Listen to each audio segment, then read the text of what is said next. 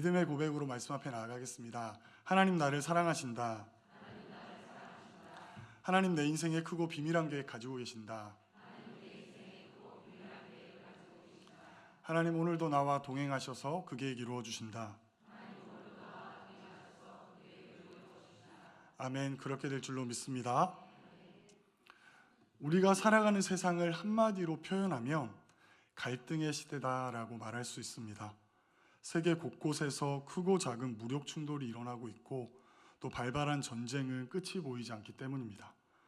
우크라이나와 러시아의 전쟁은 3년째 이어지고 있습니다. 그리고 이스라엘과 팔레스타인의 전쟁은 휴전에 합의했다라고 하지만 여전히 곳곳에서 무력 충돌이 일어나고 있습니다. 더욱이 오늘날에는 자국의 경제적 이익을 극대화하기 위한 무역 전쟁도 곳곳에서 일어나고 있습니다. 그래서 오늘날 우리가 살아가는 이 시대의 전반적인 흐름은 이처럼 갈등이라고 이야기할 수 있습니다. 우리 한국 사회도 다르지 않습니다. 양극화로 인하여 헤아릴 수 없는 갈등이 일어나고 있습니다. 사실 양극화의 문제는 오늘날 우리 시대에만 일어났던 것은 아니었습니다. 역사적인 상황들을 살펴보면 양극화의 문제는 늘 어느 정도 존재했습니다. 하지만 오늘날처럼 정치, 경제, 사회 전반에서 나타나는 경우는 드물었고요. 이처럼 이 갈등의 수위가 정말 극에 다다랐던 것도 찾아볼 수 없습니다. 가정의 상황은 어떨까요?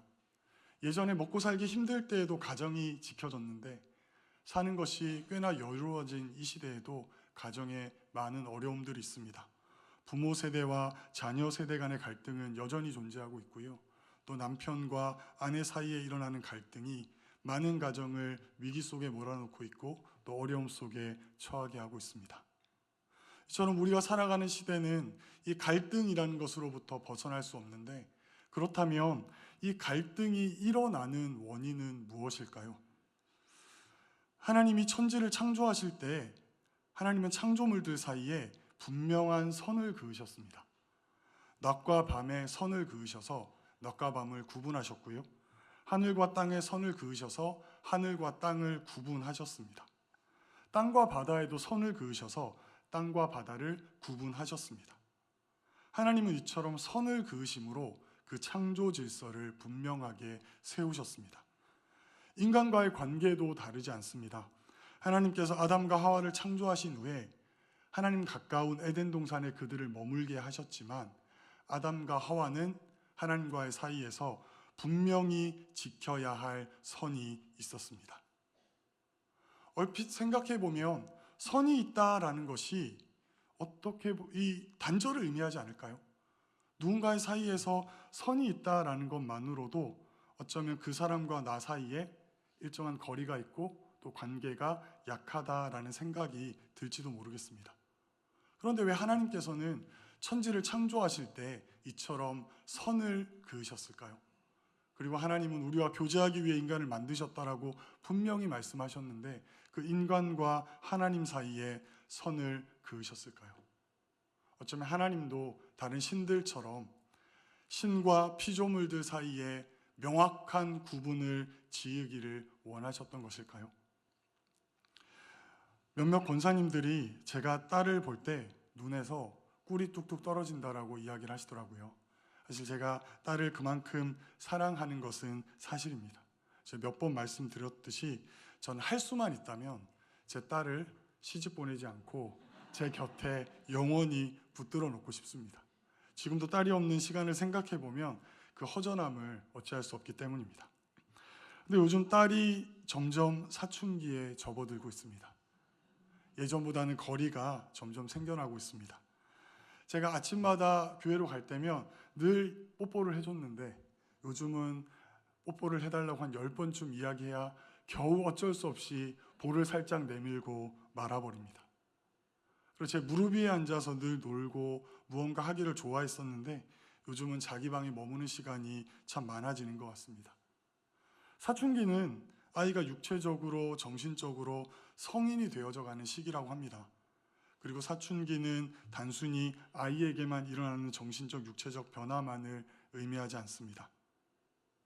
부모와의 선이 그어지는 시간이기 때문입니다. 부모의 입장에서 선이 생기는 것을 수용하기는 쉽지 않을 것 같습니다. 특히나 내 자녀와 나 사이에 어떤 선이 그어진다라는 것은 부모의 입장에서는 용납하기가 쉽지 않고 받아들이기가 참으로 어렵습니다.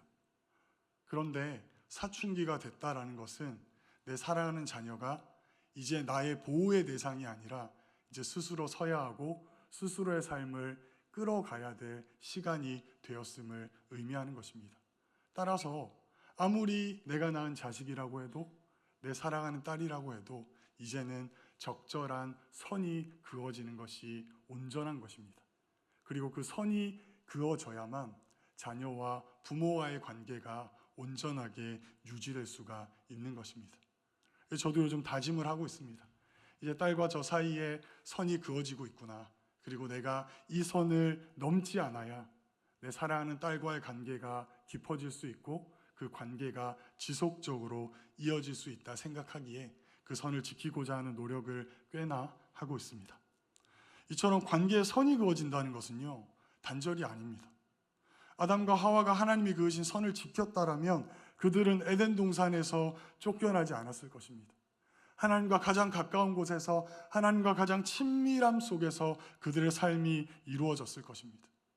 오늘날 곳곳에서 일어나는 갈등들, 그리고 이 나라와 이 민족 속에 일어나는 갈등 역시 지켜야 될 선이 지켜졌다라면 일어나지 않았을 것이며, 지금이라도 그 선이 회복된다라면 그 갈등의 문제가 분명히 해결될 수 있을 것입니다.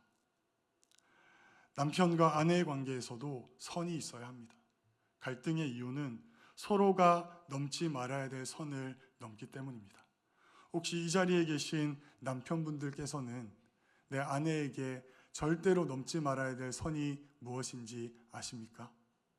혹시 모르신다면 찾으셔야 됩니다. 그래야 살아가실 수 있습니다. 우리 아내분들에게도 마찬가지입니다. 내 남편에게 절대로 넘지 말아야 될 선이 있습니다. 그리고 그 선을 잘 지켜주어야만 여러분 옆에 있는 그 남편이 여러분 곁에 영원히 남편으로 남을 수 있습니다. 이처럼 관계에 갈등이 일어나지 않게 해서는 선이 지켜져야 합니다. 그리고 서로가 그 선을 넘지 않기 위한 노력이 이어질 때 이 갈등은 일어나지 않을 것이고요. 또 무너진 선이 회복되어질 때 이 갈등의 문제가 해결될 수 있는 길이 열리는 것입니다. 아담과 하와가 선을 넘은 것, 즉 선악과를 먹음으로 그들은 에덴 동산에서 쫓겨나서 하나님과의 단절 속의 삶을 살아갑니다. 인류는 하나님과 가장 친밀함 속에 창조되었지만 하나님과의 단절 속에 처해졌다는 말입니다. 그런데 하나님은 인류를 이처럼 단절 속에 내버려 두지 않으셨습니다. 다시 하나님 곁으로 다가올 수 있는 길을 열어주셨습니다. 특별히 아브라함을 통해 한 민족을 택하시고 그 민족을 하나님의 백성으로 세워주심으로 다시 하나님과의 관계를 회복시켜 주신 것입니다. 그런데 놀랍게도요, 하나님은 새롭게 이스라엘 백성들을 통해 하나님의 백성을 삼아 주실 때에도 분명하게 하나님과 이스라엘 백성들 사이에 선을 그어 주셨습니다. 그 선이 바로 율법입니다. 우리에게 율법은 고리타분하고 어렵고 오늘날 이 시대에는 필요 없는 것처럼 느껴질지 모르지만 그 율법이 이스라엘 백성과 하나님 사이의 관계를 지켜주는 선이라는 것입니다. 학자들에 따르면 모세 오경 안에 613개의 율법이 있다고 합니다. 그 중에 해야 하는 것은 248개이고요. 하지 말아야 할 것은 365개가 있다고 합니다. 그런데 율법은 많은 종류의 가지로 나누어지는 것처럼 보이지만 하나의 핵심적인 메시지로 묶어볼 수 있습니다. 우리 다 같이 함께 봤으면 좋겠는데요. 누가복음 10장 26절, 27절 말씀을 함께 보도록 하겠습니다. 한 목소리로 보겠습니다. 예수께서 이르시되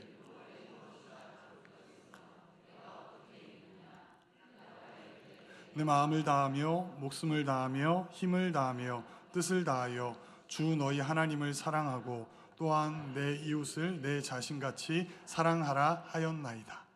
사랑입니다. 율법은요, 하나님과 그의 백성 사이에 그어주신 선인데요, 그 그 선의 핵심은 사랑입니다. 하나님을 사랑하는 것이 우리와 하나님 사이에 그어진 그 선의 핵심입니다. 근데 앞서 우리가 함께 보았던 것처럼 하나님이 주신 이 선은요, 단순하게 하나님과 인간 사이에서만 유효하지 않습니다. 하나님은 마음을 다하고 뜻을 다하고 목숨을 다하여 하나님만을 사랑하라 이야기하지 않습니다. 내 이웃을 내 몸같이 사랑하라라고 이야기하십니다. 하나님은 하나님과 우리 사이에 주신 그 선을요, 동일하게 인간과 인간 사이에도 놓아주셨습니다. 따라서 인간과 인간 사이에 하나님이 허락하신 그 사랑이 이루어질 때 비로소 이 시대를 살아가는 모든 사람들이 갈등이 아니라 온전한 관계 속에 살아가지는 것입니다. 이런 점을 생각해 볼 때 사실 오늘 본문은 인간과 인간 사이의 선을 지킴에 있어서 유의할 점들을 담고 있는데요.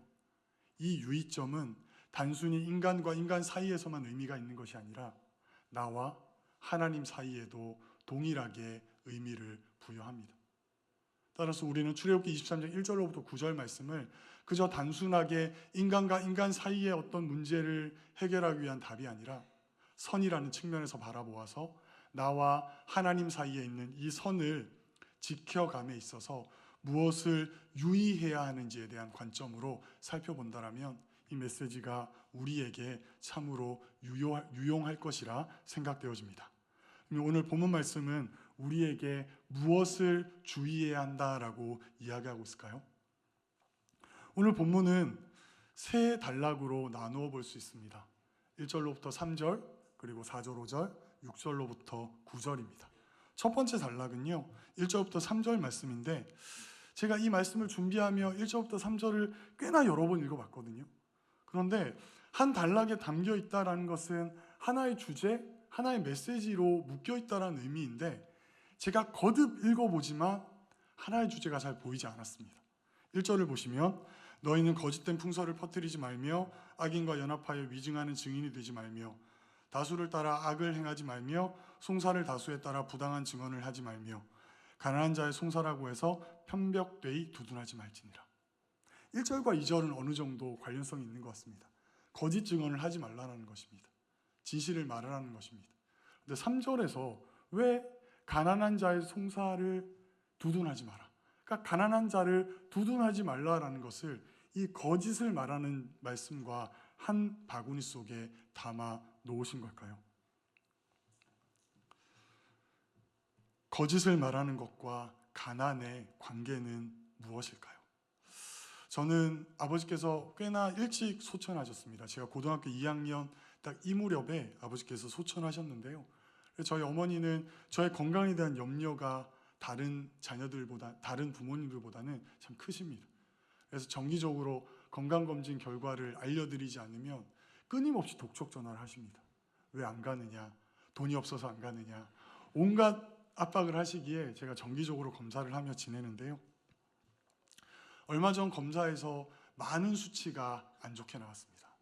제가 이렇게 말랐지만 나름 콜레스테롤 수치도 있고요. 또 뭐 공복혈당이라는 것도 문제가 있고 또 커피를 너무 많이 마셔서 역류성 식도염도 달고 살았습니다. 그래서 한번 식 조절을 한 적이 있습니다. 커피도 거의 안 마셨고요. 밀가루 음식도 거의 조절해서 건강한 음식들을 섭취하기 위해 노력을 했습니다. 아니나 다를까 괜찮은 결과가 있었고요. 제가 느끼기에도 컨디션이 참 좋았습니다. 근데 이제 몇 주 후면 제가 올해 검사를 가야 되는데 벌써부터 온갖 염려와 걱정이 일어나고 있습니다. 연초부터 다시 폭주하듯이 커피를 마시고 있고요. 또 잠시 중단했던 밀가루 음식, 특히 제가 빵을 너무 좋아하는데 요즘 매일같이 빵을 하루 세 끼 입에 달고 지내는 것 같습니다. 그런데 사실 제가 커피를 다시 마시고요. 빵을 입에 달고 사는 거는 이유가 있습니다. 저희 사모가 저랑 같이 이제 전도사로 출근을 하는데 이은경 전도사는 매일 하루를 시작할 때 커피를 꼭 먹어야 한다라고 합니다. 출근을 하면 꼭 커피를 먹자라고 이야기를 합니다. 혼자 마시라고 하면 나 혼자 마시면 뻘쭘하니 당신도 마시자. 그 아내의 마음을 헤아려 줘야 하기 때문에 제가 커피를 마시고요. 또 이은경 전도사가 사무실에 출근하면서 자꾸 이렇게 목사님들 커피 좀 사주라고 이야기합니다. 내가 안 마시는데 굳이 내가 왜 목사님들을 사줘야 될까? 목사님들 커피를 사줘야 되기 때문에 제가 안 마시던 커피를 다시 마시는 겁니다. 빵은 왜 먹을까요? 사실 제가 빵을 먹으면 기분이 너무 좋아집니다. 좀 염려가 있다가도 빵을 먹으면 기분이 좋습니다. 올해 담임 목사님이 안식년에 들어가셨는데요. 우리 성도님들은 저희 교육자들에게 이렇게 이야기하십니다. 목사님이 안 계시니까 얼마나 편하세요? 목사님 안 계시니까 좋으시죠? 물으시는데요. 저희는 하루라도 빨리 목사님이 돌아오셨으면 좋겠습니다. 1년여 동안 가장 중요한 것들을 빼고 대부분의 것들을 이제 삶을 제가 살아가야 될 위치에 있는데 삶을 살다 보니까 너무 머리가 복잡하고 힘이 듭니다. 그래서 스트레스가 일어나고요. 그 스트레스를 해결하기 위해서 제가 빵을 먹고 있는 겁니다. 그리고 이번 주처럼 설교가 있는데 잘 안 풀리면 내가 빵을 먹어서라도 이번 주 설교를 만들어야 되기 때문에 빵을 먹는 거고요. 이렇듯 제가 커피를 마시고 빵을 먹는 거는 분명한 이유가 있습니다. 여러분도 웃으시는 거 보면 공감하지 않습니까? 근데 중요한 것은요, 제가 아무리 이런 이유들을 쏟아내도 제 건강이 좋아지지 않는다는 것입니다. 내가 이유가 있어서 커피를 먹고요, 내가 이유가 있어서 빵을 먹어도요, 내 건강은 나빠지는 거예요. 달라지지 않아요. 근데 저는 착각하죠. 저를 합리화합니다. 내가 먹는 것은 어쩔 수 없어. 나는 내가 먹고 싶어서 먹는 게 아니라 이걸 해야 되기 때문에 먹는 거예요. 본문 1절과 2절과 3절은요, 공통적으로 자기 합리화를 의미하고 있습니다. 우리가 보는 개역개정 성경 말고 공동번역을 보면요, 1절을 악한 자라고 하지 않고 권세 잡은 자와 연합하지 말라라고 이야기합니다. 권세 잡은 자와 연합을 왜 할까요? 억압이 일어나니까요. 그와 뜻을 같이 하지 않고 그와 생각을 맞추지 않으면 압박이 다가오니까 생각을 맞추는 겁니다. 다수를 따라 다른 증언을 하지 말라 이야기합니다. 세상을 살아가는 가장 현명한 방법이 다수를 따르는 거지 않습니까? 대세를 따르는 것이 가장 지혜로운 삶의 방법이고 가장 현명한 방법이라 이야기를 합니다. 가난은 뭘까요? 우리는 어쩔 수 없는 상황, 환경을 이야기합니다. 가난이라는 어쩔 수 없는 환경 때문에 어쩔 수 없이 이 일이 일어났다 이야기합니다. 이처럼 1절, 2절, 3절은 자기를 합리화해서 넘지 말아야 될 선을 넘는 것입니다.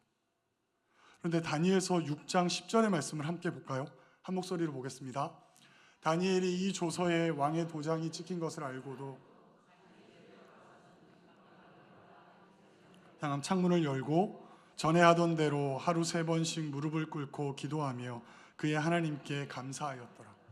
다니엘은요, 왕의 명령임을 알고 있었고 그 명령을 어기면 어떻게 되는지 알고 있었지만 하나님께 기도하는 것을 멈추지 않습니다.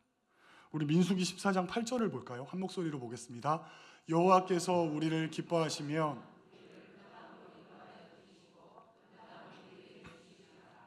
이는 과연 젖과 꿀이 흐르는 땅이니라. 12명의 정탐꾼이 가나안을 보고 돌아와서 10명의 정탐꾼은 가나안을 정복할 수 없다 이야기합니다. 여호수아와 갈렙은 아닙니다. 하나님이 우리에게 주시면 그 땅을 능히 정복할 수 있다라고 이야기합니다.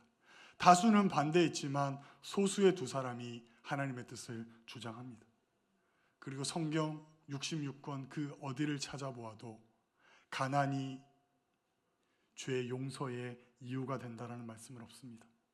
가난하기 때문에 어떠한 특별한 상황에 처해 있기 때문에 죄를 없다 하신 부분이 없다라는 것입니다. 이처럼 하나님의 선을 지킬 때 그 선을 넘을 수 있는 이유는 우리에게 아무것도 주어져 있지 않습니다. 하나님이 우리에게 그어 놓으신 그 선은요, 우리가 지켜야 할 대상일 뿐입니다. 근데 우리는 아닌 것 같습니다. 우리는 끊임없이 나를 합리화합니다. 이 선을 넘고 싶은 유혹을 합리화하고요, 그 선을 넘는 것을 정당화합니다. 온갖 이유를 끌어다 대고요, 온갖 상황을 쏟아내며 나 자신을 합리화합니다. 근데 자기를 합리화할 때 어떤 일이 벌어진지 아십니까? 하나님께서 아담과 하와가 선악과를 먹고 난 이후에 왜 선악과를 먹었는지 물으셨습니다. 그때 아담의 대답입니다. 창세기 3장 12절입니다. 아담이 이르되 하나님이 주셔서 나와 함께 있게 하신 여자가 그가 그 나무 열매를 내게 주므로 내가 먹었나이다. 아담이 뭐라 이야기한지 아십니까? 하나님이 내게 준 그 여자 때문에 내가 먹었다 핑계합니다. 여자는 어떻게 이야기할까요? 창세기 3장 13절 후반절입니다. 여자가 이르되 뱀이 나를 꿰므로 내가 먹었나이다. 아담과 하와도 이유가 있고 상황이 있어서 선악과를 먹었습니다. 하지만 하나님은 이들에게 뭐라 이야기하시지 아십니까? 너희가 왜 선악과를 먹었냐라는 것을 물으십니다. 먹게 된 상황을 말씀하지 않습니다. 너희가 먹은 그 결과를 분명하게 이야기하시고요. 너희가 선악과를 먹었기 때문에 내가 더 이상 너희를 나의 곁에 둘 수 없다 말씀하시며 그들을 에덴 동산에서 쫓아내시고 하나님과 단절된 관계 속에 살아가게 하신 것입니다. 성도 여러분, 자기 위안은요 잠시 만족이 있습니다. 자기 스스로에 대한 어떤 변명들은요 잠시 죄책감으로 벗어날 수 있게 만들지는 모르겠습니다. 하지만 자기 합리화, 자기 정당화는 그 문제를 해결하지 못합니다. 잠시 덮는 것이고 잠시 외면하는 수단은 될 수 있을지 모르지만 하나님이 그어놓으신 그 선을 넘을 수 있는 근거는 되지 못한다는 것입니다. 성도 여러분, 하나님의 선을 지킨다는 것은요 어떠한 변명도 어떠한 이유도 되지 않는 것입니다. 하나님이 그어놓으신 선은요 어떠한 상황에서도 어떠한 환경에서도 지켜가는 것이 온전한 삶의 모습입니다. 물론 유혹이 있습니다. 세상의 힘이 우리를 유혹하고요. 또 세상의 어떤 모습들이 우리로 하여금 선을 넘게 만들기도 합니다. 하지만 성도는 선을 지키며 살아가는 자입니다. 선을 넘을 수 있는 이유는 없습니다. 우리는 오직 선을 지키며 살아가야만 하나님과의 온전한 관계 속에 살아갈 수 있으며 하나님과 온전한 관계를 지키며 살아갈 수 있습니다. 이것이 바로 오늘 본문이 첫 번째로 우리에게 주는 유의해야 될 상황입니다. 그러면 두 번째 단락에서는 무엇을 담고 있을까요? 두 번째 단락은 4절 5절 말씀인데요. 4절과 5절의 말씀은 원수의 소유라 하여도 길 잃은 짐승은 주인에게 돌려주어야 하며 원수의 소유라 하여도 넘어진 짐승은 일으켜 주어야 한다라는 것입니다. 사실 이 내용만 보면 성경 66권 전반에 담고 있는 원수를 사랑해야 한다라는 하나님의 그 말씀이 또 한 번 담겨져 있는 것처럼 보입니다. 그럼 이 두 번째 단락의 핵심은 원수를 사랑하라라는 것일까요? 그런데 오늘 본문과 아주 유사한 본문이 신명기 22장 1절과 4절에 있습니다. 우리 먼저 1절을 함께 볼까요? 내 형제의 소나 양이 길을 잃은 것을 보거든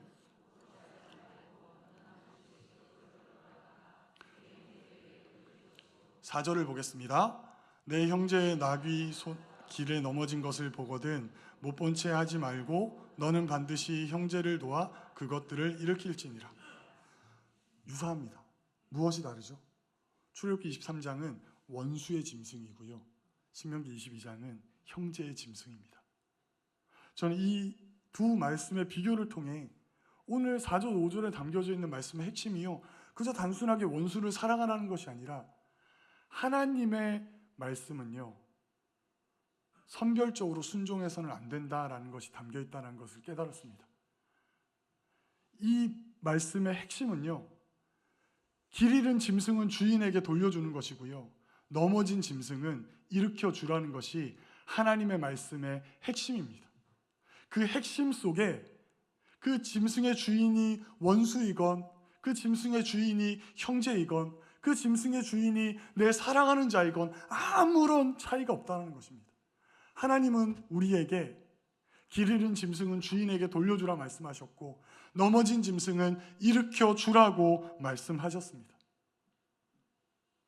사도행전 1장 8절을 우리는 지상대 명령이라고 합니다. 왜냐하면 예수님께서 이 땅에서 모든 사역을 마치시고 하나님께 올라가실 때 남겨진 이들에게 주신 말씀이기 때문입니다. 우리 많은 분들이 암기하실 텐데 우리 한 목소리로 보겠습니다.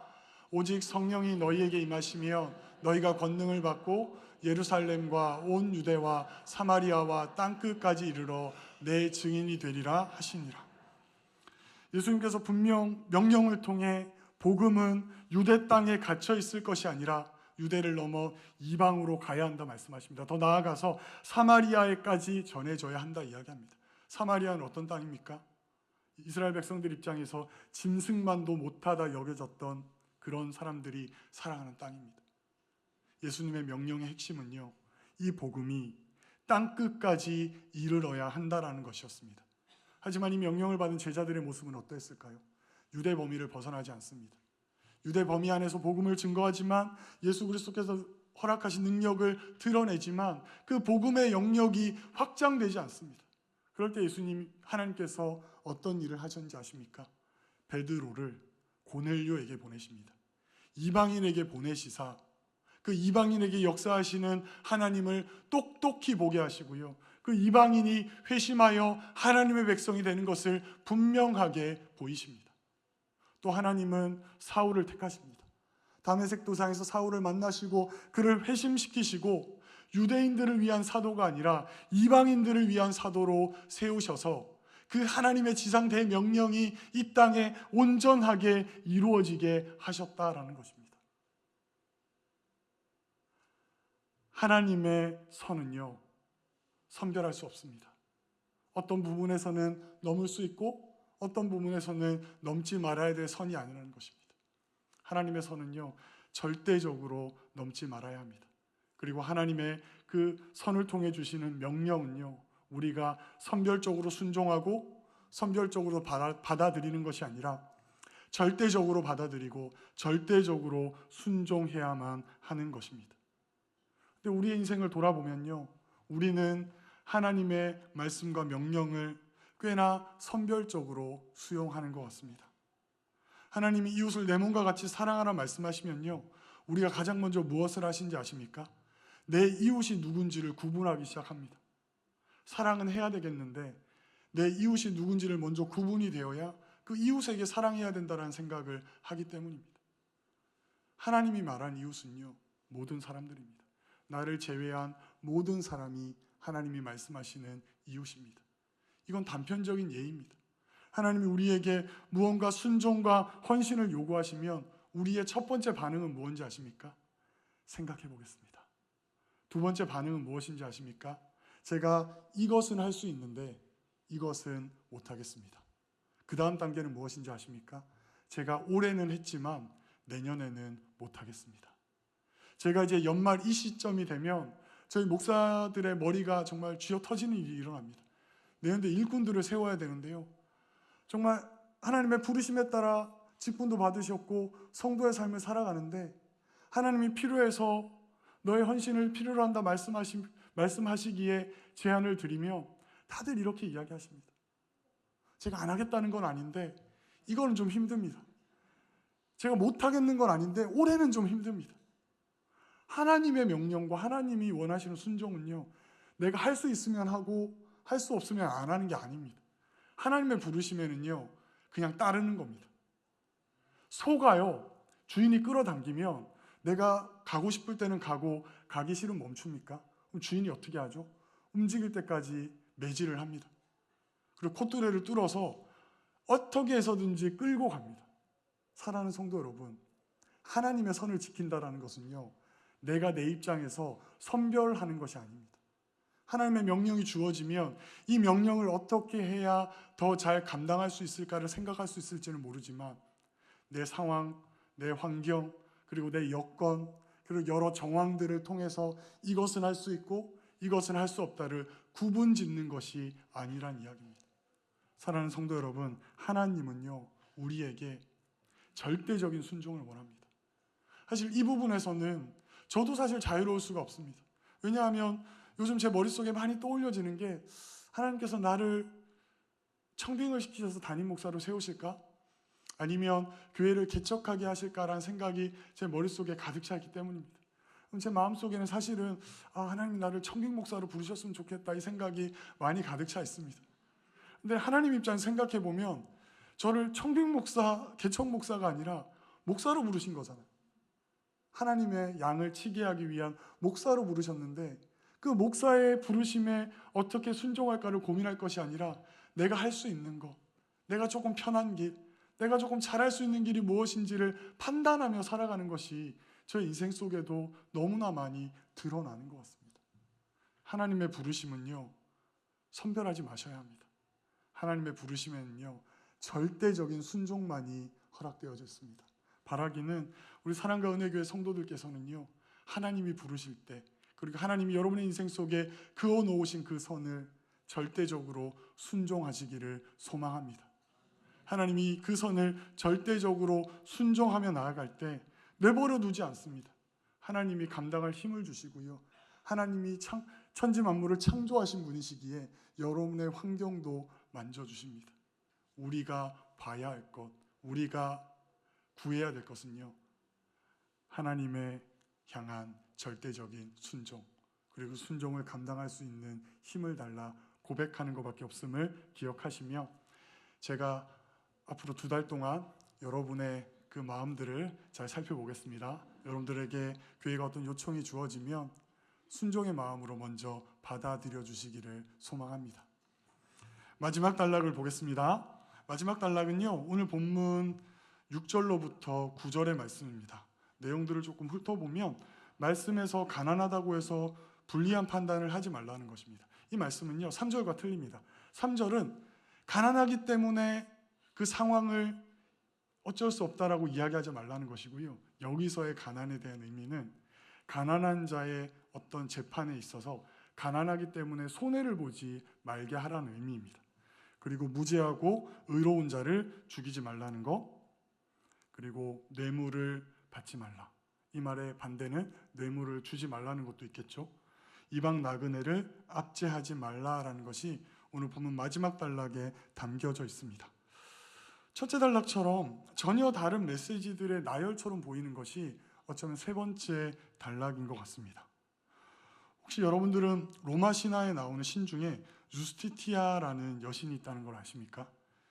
저스티스, 이런 영어의 원어의 근원이 되는데요, 정의를 의미합니다. 정의를 상징하는 신이 바로 유스티티아라는 여신인데요, 그래서 재판의 신이라고 불리기도 합니다. 근데 이 신의 형상을 보면 특이한 게 있습니다. 한 손에는 양팔 저울을 가지고 있고요, 한 손에는 칼을 들고 있습니다. 의미가 뭘까요? 저울에 달아보아서 부족하면 칼로 벤다는 것입니다. 저울에 달아본 결과만을 가지고 헤아려 본다는 것입니다. 그런데 이 여신의 형상물을 보시면 또 하나의 특징이 있습니다. 눈을 헝겊으로 가려 놓았습니다. 그 말은 이 저울을 잴 때 이 저울에 달리는 사람들의 상황이나 환경이나 모습을 보지 않는다는 것입니다. 그저 저울에 달려 있는 것만 판단한다는 것입니다. 만약에 환경을 보면 어떨까요? 어떠한 여건들, 어떤 유력한 사람들, 그리고 힘 있는 사람들, 가난한 사람들, 어떤 상황들을 보면 그 마음에 어떤 생각이 들까요? 이 양팔 저울의 기준점은 항상 가운데 있어야 하는데 이 기준점을 옮겨서 그 눈에 보이기에는 무게추가 오른쪽으로 내려갔지만 그 무게추를 옮겨서 다시 왼쪽으로 내려가게 만들고 싶은 생각이 들지 않을까요? 기준점을 옮기고 싶은 유혹이 일어난다는 것입니다. 가난한 자의 송사를 불이하게 하는 것은요, 저울의 기준점을 옮기는 것입니다. 무죄하고 의로운 자를 죽이는 것도요, 동일합니다. 기준점을 옮겨 놓는 것이고요, 뇌물을 주는 목적이 뭘까요? 기준점을 좀 옮겨달라는 것입니다. 그리고 뇌물을 받는다는 것은요, 그 기준점을 옮기겠다는 의지이죠. 이방 나그네를 압제하지 말라는 것도 마찬가지입니다. 이방 나그네는요, 그 사회에서 가장 소외되고 힘없는 사람입니다.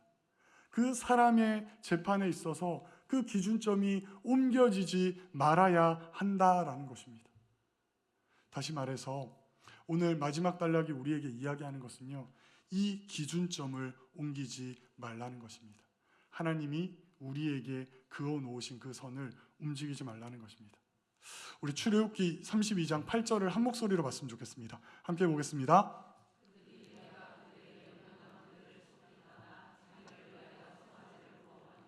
그것을 예배하며 그것에게 제물을 드리며 말하기를 이스라엘아, 이는 너희를 애굽 땅에서 인도하여 낸 너희 신이라 하였도다. 이스라엘 백성이요, 모세가 하나님의 부르심 속에 속히 내려오지 않자 한 행동입니다. 금붙이들을 다 모아서 금송아지를 만듭니다. 그리고 무엇라 이야기하는지 아십니까? 이것이 너희를 애굽 땅에서 인도해낸 너희의 신이라 이야기합니다. 이스라엘 백성을 애굽 땅에서 인도한 분은 누구시죠? 하나님입니다. 하나님이라는 신을 자신들의 임의에 따라 다시 그어놓은 것이 바로 금송아지입니다. 곰곰이 생각해보면 우리의 삶에서도요, 이 기준을 옮기는 일들이 너무나도 많이 일어나는 것 같습니다. 성도의 삶의 본질은 하나님께 영광을 돌리는 것입니다. 하나님께 영광을 돌리는 삶을 살겠다는 많은 분들이 교회 안에 있습니다. 그래서 그분들이요, 성공을 하나님께 요구합니다.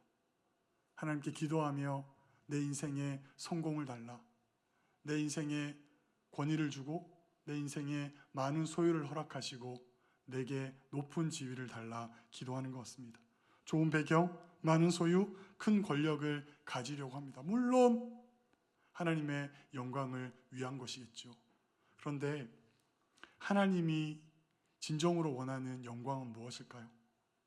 하나님이 우리에게 원하는 그 영광은요, 비록 세상을 살아가지만 하나님의 말씀을 따라 살고 하나님의 뜻대로 살아가는 그 삶을 영광스럽다 이야기하십니다.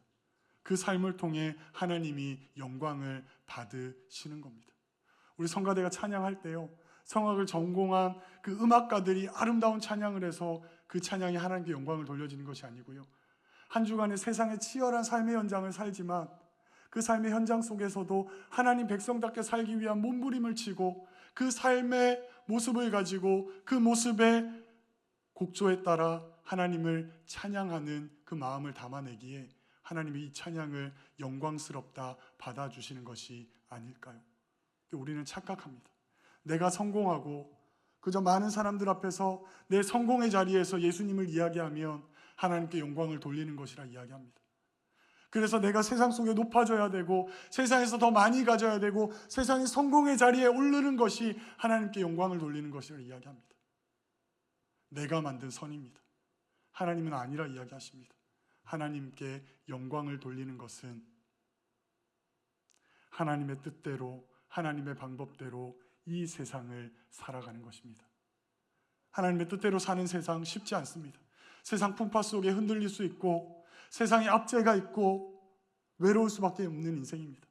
외롭고 힘들고 지치지만 하나님 말씀만 붙들고 세상의 흐름을 역행하더라도 하나님의 뜻을 온전히 감당하며 살아가는 그 인생을 하나님은 영광스럽다 말씀하십니다. 그리고 그 인생 끝에 하나님이 의의 면류관을 예비하셨다 말씀하십니다. 그런데 왜 우리는 우리의 선을 긋습니까? 하나님께 영광을 돌린다라고 하지만 정작 내가 높아지고 싶고 나의 삶의 유익을 위한 선을 왜 긋고 있습니까? 사랑하는 성도 여러분, 우리에게 있어서 선, 하나님과 나 사이의 선은 오직 하나여야 합니다. 하나님이 그어놓으신 그 선만이 나와 하나님 사이에 존재해야 합니다. 혹여나 나와 하나님 사이에 하나님이 그으신 선 이외에 다른 신들이 그어지고 있다면 그 선을 지우셔야 합니다. 그 선을 긋고 싶은 욕망이 일어난다면 하나님께 기도하셔야 합니다. 하나님, 내가 하나님의 선을 지키며 살아가게 하여 주시옵소서. 그 어떠한 상황에서도 내 만족을 위한 선을 긋지 않게 하시고 내 유익을 위한 선을 긋지 않게 하시옵소서. 하나님의 선이 내 유일한 선이 되며 그 선을 지키는 삶을 살아가게 하여 주시옵소서. 이 고백이 있을 때 우리의 삶에 하나님의 온전함이 일어날 줄 믿습니다. 말씀을 맺고자 합니다. 선을 긋는다라는 것은요, 관계의 단절을 의미하지 않습니다. 관계의 온전함을 만들어냅니다. 그래서 하나님은 우리에게 선을 그으심을 통해 천지를 창조하셨고요, 우리와의 관계 속에 하나님의 선을 그어 놓으셨습니다. 그래서 우리가 이 선을 지키며 살아갈 때 하나님과 온전한 관계를 지킬 수 있고 하나님과 온전한 관계 속에서의 삶을 살아갈 수 있습니다. 그러기 위해서 우리는 자기 합리화를 하지 말아야 합니다. 선을 넘을 수 있는 이유는 그 무엇도 없습니다. 선을 넘을 수 있는 환경은, 입장은, 여지는 아무것도 없습니다. 선은 반드시 지켜야 합니다. 하나님의 선은 순별적으로 순종하는 것이 아닙니다. 선택적으로 내가 순종하고 순종하지 않는 것이 아니라 절대적으로 순종하는 것입니다. 마지막으로 나와 하나님 사이에 그 어떠한 다른 선도 존재해서는 안 됩니다. 나와 하나님 사이에는 오직 하나님이 그어 놓으신 그 선만이 존재해야 됨을 잊지 마시기를 소망합니다. 이 세 가지를 유의하시며 이 자리에 있는 저와 여러분의 인생은 하나님이 그어주신 그 선을 온전히 지켜가는 삶이 되기를 소망합니다. 기도했으면 좋겠습니다. 우리 기도하실 때 이렇게 기도하셨으면 좋겠습니다. 내 힘으로는 하나님의 선을 지킬 수 없습니다. 선을 지킬 수 있는 힘을 주시고 유혹에 넘어가지 않을 수 있도록 내 마음의 중심을 단단히 세워주시고 내가 선을 넘었다면 자복함으로 하나님께 나아가게 하여 주시옵소서. 그래서 그 선을 지키는 인생 되게 하여 주시옵소서. 우리 한 마음 모아 기도하겠습니다.